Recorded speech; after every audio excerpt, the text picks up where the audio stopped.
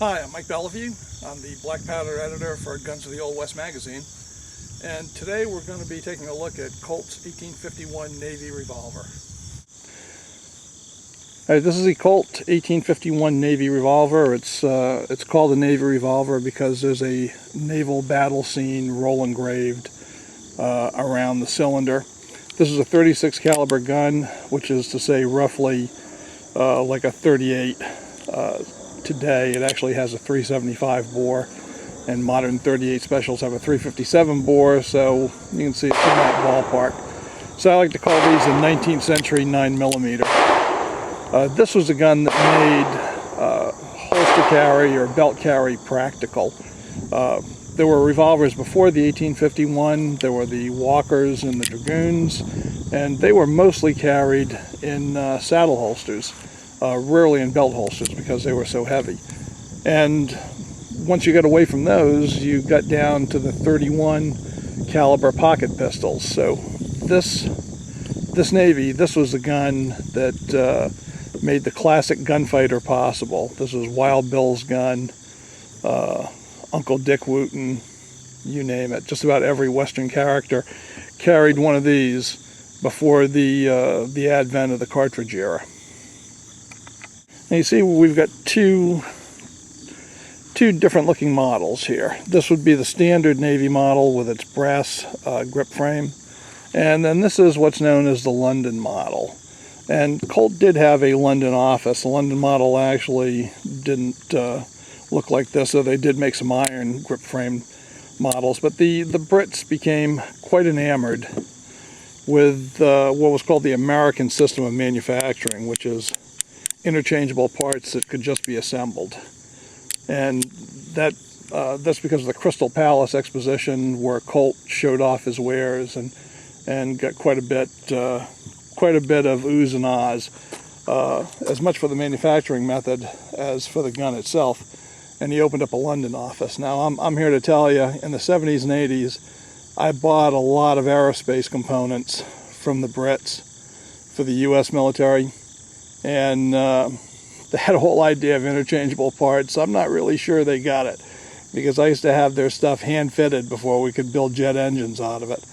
So they certainly were interested, but I'm not sure they really got the lesson. So let's load these things up and do some shooting.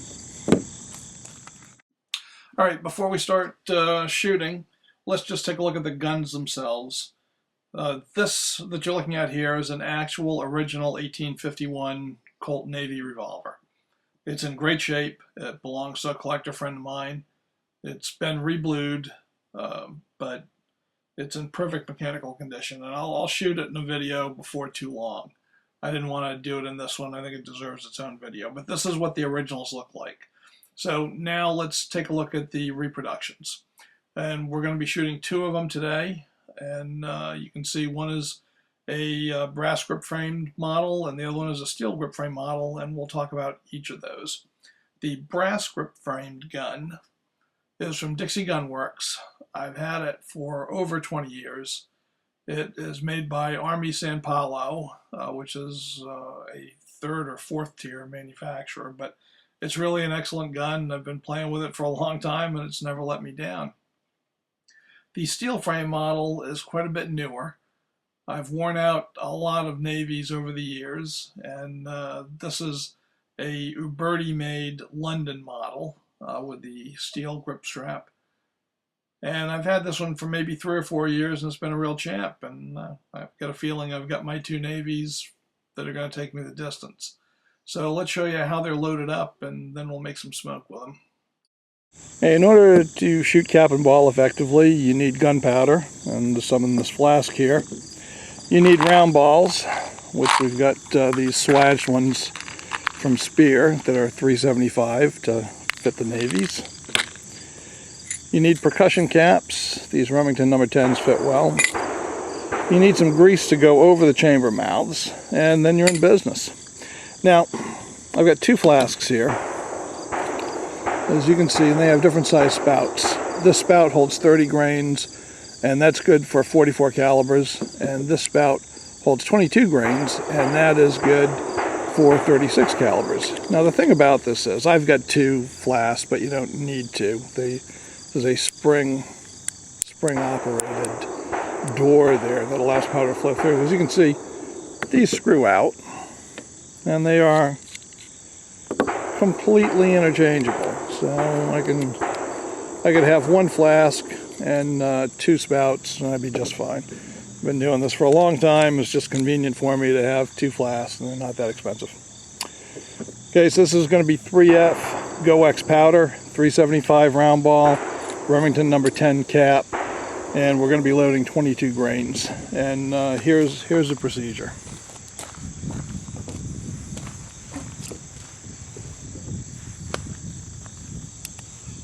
I'm going to put the gun on half cock.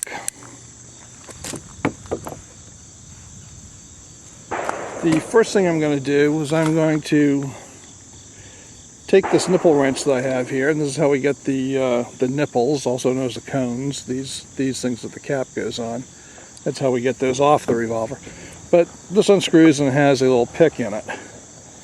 And I am going to go through and I'm going to pick each of these nipples, and I'm going to make sure that they are clear, because I want to make sure that that fire from the cap goes all the way through and sets off the charge. So when we got that done, now we're going to put powder in.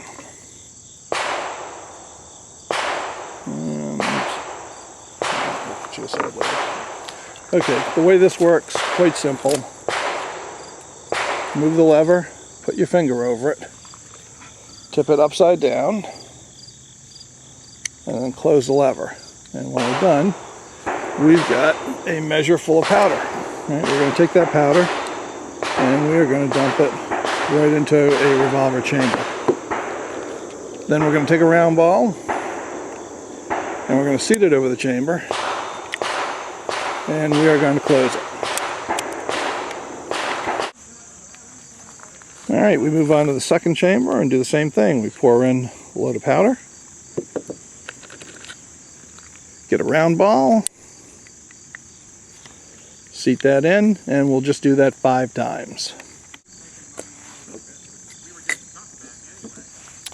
Alright, once we have all 5 chambers with balls, we're going to leave 1 empty, of course, for safety's sake. Then we're going to put, doing this through the viewfinder, always hard. Then we're going to put black powder lube to seal up the open ends of the chambers, and that'll leave the ball going down the barrel and keep it from gunking up, and it'll help to prevent chain fires from the front, even though studies have shown that those are actually very, very rare. Most actual chain fires come from the back. So we're going to do all 5 chambers like that, and they'll be good to go. Once the chambers are greased, the final step in the loading process is to cap each nipple. I use Remington number 10 caps. I find they fit very well, and I use this Ted Cash straight line capper for most of my capping. So, pretty simple. We just slide a cap on, pull it off, and we're good. Now we're live. And we'll do that 5 times, and we'll be set. Okay, before you all start hitting the comment button, I know that one of those chambers did not have lube in it. And off camera, I fixed it before I went on. So I just want you all to know that. So in the next scene, it's going to be all lubed up. So you don't have to make comments or send me emails, as much as I love those. Now, some guys like to take a dowel and push each cap to make sure it's down all the way. I'm a little bit ambivalent about that, but I'll just show you the technique. And it doesn't hurt anything.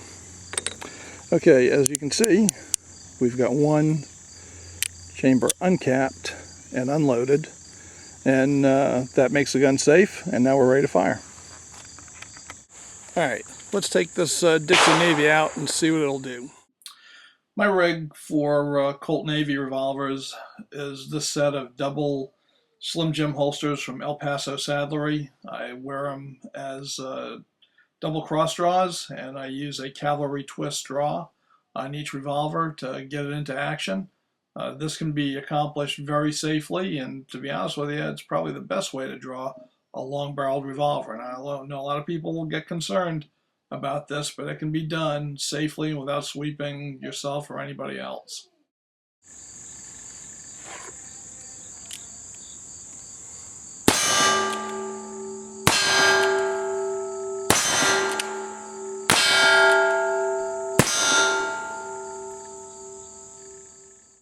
And now we'll ring a little steel with the Uberti London model.